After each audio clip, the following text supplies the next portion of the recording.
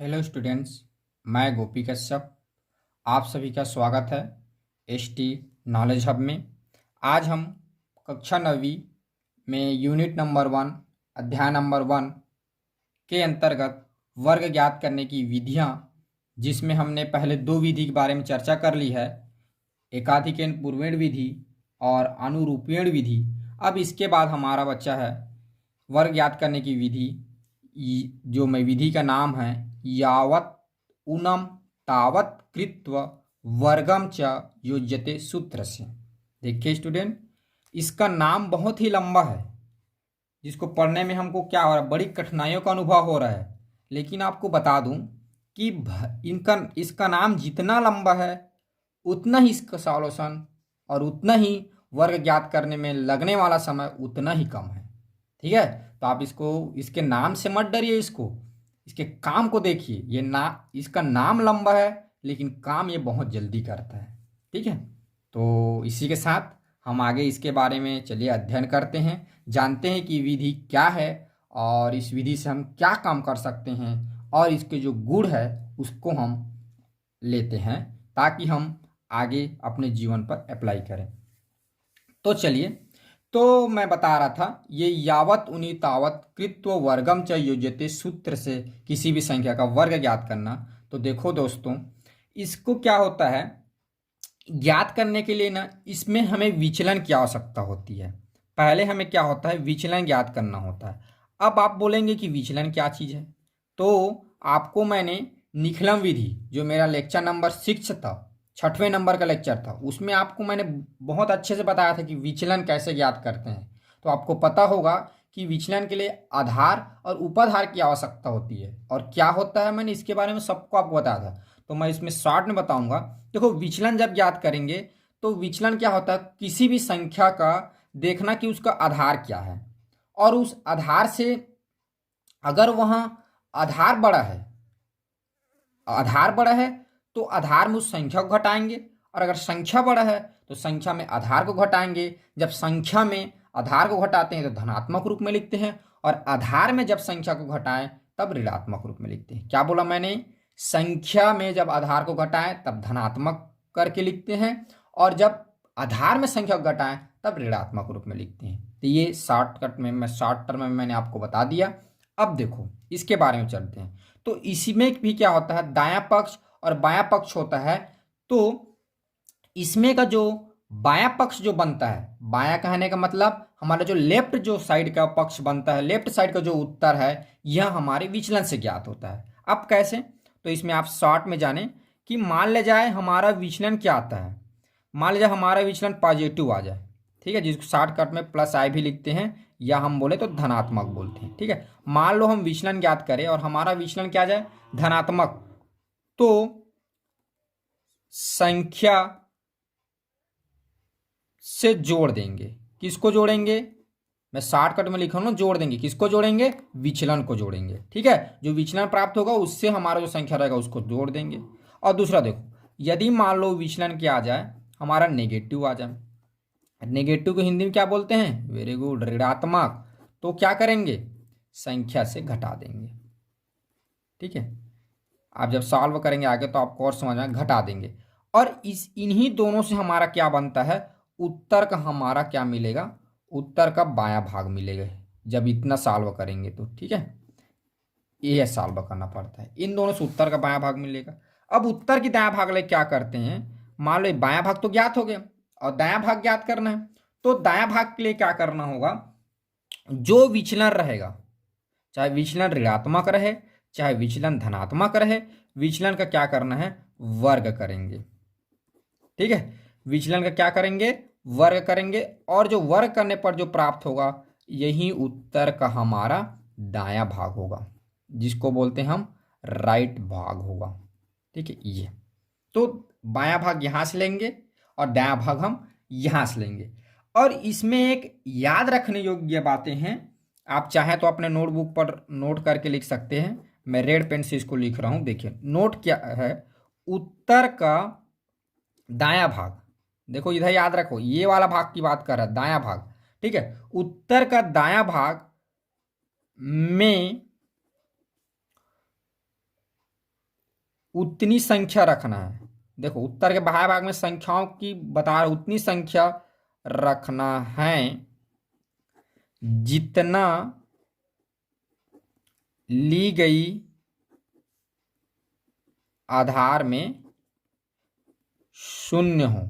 अगर आपने निखिलम विधि के बारे में पढ़ा होगा तो ये कंडीशन उसमें भी लागू होता था। हम जितना आधार मानते थे उतना हम क्या करते थे, दाएं भाग में शून्य दाएं भाग में शून्य बोलते उतनी संख्या रखते थे। अगर संख्या ना रहे तो आगे में क्या करते थे, शून्य लगाते थे। तो उसी प्रकार इसमें भी क्या करना है, जो हम आधार लेंगे उस आधार में जितनी हमारी शून्य रहेगी उतनी हम दाएं पक्ष में क्या करेंगे, संख्या को रखेंगे। ठीक है, तो आगे चलें, समझ में आ गया यहाँ तक? हाँ ठीक, आगे बढ़ते हैं। आगे बढ़ने के लिए यहाँ पर एक चीज और आप याद रखेंगे, एक सूत्र है। इस सूत्र से बड़ी आसानी से बन सकता है। इन्हीं जो बातें हैं इसको एक फार्मूला में हमने पिरो दिया है। एक सूत्र में कोई संख्या दिया रहेगा, मान लिया जाए आपको, और बोले इस संख्या का वर्ग निकाल लिए, तो उसके लिए आप सूत्र अपनाएंगे, संख्या फिर प्लस माइनस विचलन कर देंगे। अगर विचलन ऋणात्मक है तो घटा देंगे, और विचलन धनात्मक है तो जोड़ देंगे। ठीक है, उसके बाद यहाँ पर एक बड़ी लाइन खींचते हैं हम, बांटते हैं भागों को। ये क्या हो गया, उत्तर का बायां भाग हो गया, इधर जो आता है उत्तर का दायां भाग आता है। तो उत्तर के दायां भाग के लिए क्या करते हैं हम, प्लस माइनस, और जो भी विचलन रहेगा, ठीक है, चाहे धनात्मक में चाहे ऋणात्मक में रहे, आपको ये बता दूं विचलन धनात्मक ही प्राप्त होगा ये जब वर्ग करेंगे, क्योंकि ऋणात्मक का भी वर्ग क्या होता है, धनात्मक होता है। तो वर्ग कर देंगे तो इस प्रकार हमारा उत्तर का बायां भाग और दायां भाग दोनों प्राप्त हो जाएगा। तो इस सूत्र को आप याद रखेंगे। ठीक है, खैर याद हो जाएगा आगे जब हम प्रश्न सॉल्व करेंगे तो। ठीक है, चलिए आपके प्रश्नावली से हम प्रश्न लेते हैं। आपके प्रश्नावली है ये 1.9 या एक्सरसाइज 1.9 से हम, ठीक है, एक प्रश्न उठाते हैं। आपकी सुविधा के लिए मैं पहले ही नंबर का प्रश्न ले रहा हूँ। ये है 12 की घात 2, ये ठीक है। तो इसको हम सॉल्व करेंगे। तो सॉल्व करने के लिए हम लिखेंगे सॉल्व, और देखो इसमें ऐसे बांटना है। देखो ये 12 का स्क्वायर कर दीजिएगा, ये फिर बराबर, फिर थोड़ा सा स्पेस छोड़ दीजिएगा, यहाँ पर एक बड़ा लाइन, ऐसा थोड़ा सा बड़ा, जब बहुत बड़ा भी नहीं खींचना है। भाग को बांटने के लिए हम करते हैं। ये आपको उत्तर का बायां भाग इधर सॉल्व करेंगे, उत्तर का आपका दायां भाग इधर सॉल्व होगा, फिर दोनों को मिलाकर नीचे में उत्तर लिखेंगे। ठीक है, तो देखो इसको सॉल्व करने के लिए पहले आप आधार चुनिए। तो 12 का आधार क्या होगा, गुड, 12 का आधार 10। तो यहां पर आप लिखेंगे आधार 10 हो गया। तो 10 से 12 का पहले विचलन ज्ञात करें, 12 का विचलन। तो क्या होगा यहां पर विचलन, आप यहां पर देखिए क्या बड़ा है भाई, आधार बड़ा है कि संख्या बड़ा है, संख्या बड़ा है। तो संख्या में हम क्या करेंगे, हमारा संख्या बड़ा है, संख्या में क्या कर देंगे हम, आधार को घटा देंगे। तो 12 में क्या करेंगे, सॉरी 12 में आधार को घटाएंगे तो क्या आ जाएगा हमारा, यहां पर प्लस 2 आएगा। यहां पर लिखना है ना विचलन को, क्या आ जाएगा, 12 में 10 को घटाएंगे तो 2 आएगा। लेकिन धनात्मक लेंगे कि ऋणात्मक, धनात्मक लेंगे, क्यों, क्योंकि संख्या से हम घटा रहे हैं। तो हमारा क्या आ गया, +2 आ गया। अब देखो मैंने आपको यहां पर आपको बताया था, मैं ऊपर आपकी स्क्रीन लाता हूं, विचलन जब क्या प्राप्त हो हमें, धनात्मक हो, तो संख्या क्या करते हैं, जोड़ते हैं। तो संख्या क्या करते हैं, जोड़ते हैं। तो विचलन हमारा क्या धनात्मक है, तो 12 में क्या कर देंगे, धन 2 कर देंगे। तो धन 2 करेंगे तो कितना आ गई है, 14 आ गया। फिर उसके बाद मैंने आपको उत्तर के जब दायां भाग निकालना था, क्या करते हैं, विचलन का वर्ग करेंगे, आपको बताया था। तो यहां पर हम क्या कर देंगे, विचलन हमारा क्या है, 2 है, तो इसको वर्ग कर देंगे। तो विचलन का वर्ग को कितना आ जाएगा, 4। ठीक है, तो इस प्रकार हमारा उत्तर होगा, 12 का वर्ग करेंगे तो 12 का वर्ग आएगा 144। तो ऐसे हम क्या करते हैं, प्रश्न को सॉल्व करते हैं।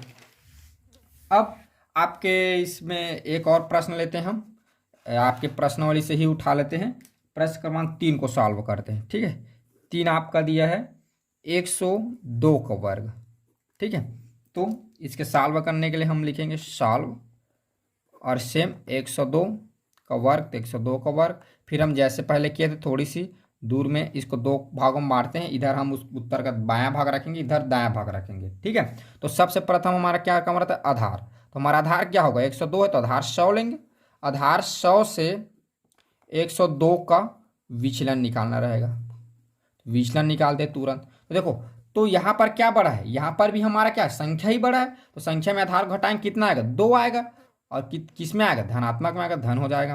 अब देखो धन आ गया है, मतलब 102 में क्या होगा, ये धन 2 होगा।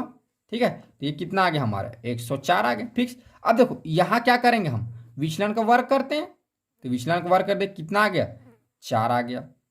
अब देखो, अब यहीं पर हमारा एक कंडीशन लगेगा। हम लिखे थे, क्या लिखे थे कि अगर देखो आप, मैं पूरा ऊपर की स्क्रीन लाता हूं, हमने लिखे थे अगर देखो उत्तर का दायां भाग में किसी उतनी संख्या रखना ली गई आधार से शून्य हो। देखो उत्तर का दायां भाग में उतनी संख्या रखना है जितनी ली गई आधार में शून्य हो। तो देखो यहाँ पर आपके आधार कितना है, 100 है। आधार कितना है, 100। तो 100 में कितना शून्य है आपका, 2 शून्य है। तो इसमें भी कितना होना चाहिए, कितना अंक होना चाहिए उत्तर के, ये कौन सा भाग है, ये बायां भाग हो गया, दायां भाग है। दायां भाग में कितना होना चाहिए, 2 अंक होना चाहिए। तो 2 अंक नहीं है, तो 2 अंक बनाने क्या करेंगे हम, आगे एक शून्य लगाएंगे। मैं रेड पेन में इसलिए लगा रहा हूं ताकि आपको पता चले। और यहाँ को आपको लिखना है, आप चाहे स्टार लगा के लिख दे तब भी ठीक है। दायां पक्ष में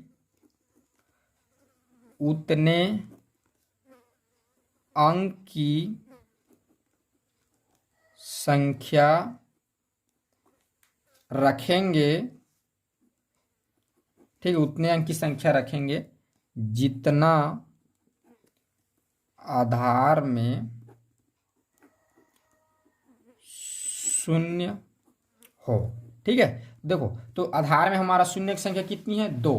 तो यहाँ पर कितने अंक का संख्या होगा, 2 अंक का। ठीक है, तो ये आ गया 0,4। तो इस प्रकार हमारा उत्तर प्राप्त होगा। उत्तर बराबर हो जाएगा 102 का वर्ग बराबर 104, ये हो गया। और इधर से आ जाएगा 0,4, ये माने 10,404 हमारा क्या होगा, इस संख्या का वर्ग होगा। ये हमारा क्या होगा, उत्तर होगा। ठीक है, तो आगे चले इसी प्रकार और आपके प्रश्न से प्रश्न लेते हैं। प्रश्न 6वां लेते हैं, जिसमें हमें क्या करना है, 94 94 का वर्ग ज्ञात करना है। तो इसको सॉल्व करने के लिए ऐसे सॉल्व, और आप जानते हैं हम क्या करेंगे, 94 का वर्ग बराबर करके इसको 2 भागों में बांट देंगे ये। और पहले हमें क्या ज्ञात करना है, विचलन ज्ञात करना है, सॉरी विचलन बोलता हूँ, आधार। हाँ आधार से तो पहले आधार कितना है, आधार 100 लेंगे। आधार 100 से 94 का विचलन निकाल लीजिए, ये विचलन 94। देखो यहाँ पर क्या भैया, आधार आपका बड़ा है, क्या बड़ा है, आधार। तो आधार में क्या करेंगे, 94 को घटाएंगे। ठीक है, तो कितना आ जाएगा, कितना आएगा, 6 आएगा। लेकिन धन आएगा कि ऋण, यहाँ पर ऋण आएगा, क्यों, क्योंकि हमने क्या किया है, आधार में 94 को घटाया है। ठीक, तो अब 94, तो आपको पता है जब ऋण 6 तो क्या करना है, ऋण ऋण आता तो घटाना है, तो यहाँ पर घटा देंगे आप, मैंने आपको ऊपर में बता दिया था। तो 94 में क्या हो जाएगा, 6 घट जाएगा तो यह आ जाएगा 88। अब इधर क्या करना है, हमें वर्ग करना है। तो 6 का वर्ग क्या आ जाता है, +36 से आएगा। तो इस प्रकार हमारा उत्तर हो जाएगा 94 का वर्ग 88, 36 से 8,836, ये हमारा आंसर हो गया। ठीक है, तो चलिए हमने बहुत ही लगभग 3 क्वेश्चनों में हमने प्रैक्टिस कर लिया है। अब हम क्या करते हैं, इसी विधि से यावत ऊनम तावत ऊनीकृत वर्गम च योजित से हम क्या करते हैं, मुखाग्र बनाने की कोशिश करते हैं। ठीक है, चलिए मैं कुछ क्वेश्चनों पर आपको मुखाग्र प्रैक्टिस कराता हूँ। देखिए आपके प्रश्नों से ही लूंगा मैं। 5वां है 108। तो ये देखिए 108 का वर्ग। तो पहले हम क्या करेंगे, मुखाग्र के लिए पहले आप क्या करें, पहले आप विचलन सोचें। इस आधार क्या मानेंगे हम, 100। तो आप देखिए आधार क्या है, 100, इससे कम है, इससे कम है, मतलब आधार किससे घटाएंगे, इसका मतलब फिक्स हो गया कि हमारा आधार क्या होगा, मतलब जो भी विचलन आएगा, आधार छोटा है तो संख्या बड़ा है, तो संख्या में आधार को हटाएंगे तो 8 आएगा। वो क्या आ गया, धनात्मक प्लस हो जाएगा। तो 108 में जब 8 प्लस होगा तो 116 हो जाएगा।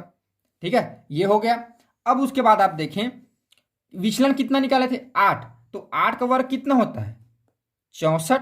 तो ये इस प्रकार क्या आ जाएगा, 11,664, ये इसका आंसर हो गया।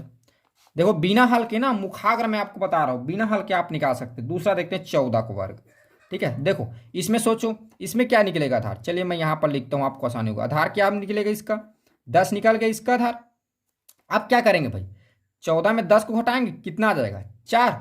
और किसमें आएगा, ये धनात्मक में आएगा, क्यों, क्योंकि ये बड़ा है संख्या हमारा, तो धनात्मक में आएगा तो जुड़ेगा, तो ये कितना हो जाएगा, 18। ठीक है, और देखो 18 हो गया। और 4 का वर्ग क्या हो रहा है यहाँ पर जब 4 का वर्ग निकालेंगे क्या हो जाएगा, ये 16 आ गया।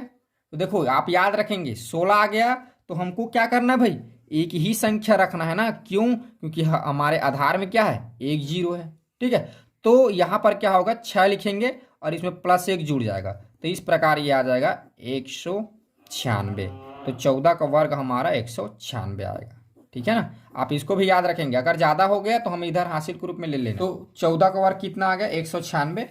तो इस प्रकार आप अन्य क्वेश्चनों को, आपको प्रश्नों में दी गई क्वेश्चन है और उदाहरण के जो प्रश्न हैं उसको आप सॉल्व करिए और इस पर निपुणता हासिल कीजिए। मुझे लगता है कि जब आप इसमें मेहनत करेंगे तो आप भी सब क्वेश्चनों का, यानी जितनी भी संख्या का वर्ग रहे, आप मुखाग्र उसका वर्ग ज्ञात कर सकते हैं। तो आपकी उज्जवल भविष्य की कामना करते हुए और इसी शुभकामना के साथ कि आप इसमें निपुण हो जाए, आज के लिए इस क्लास को यहीं पर ख़त्म करते हैं। तो आज के लिए बस इतना ही, धन्यवाद।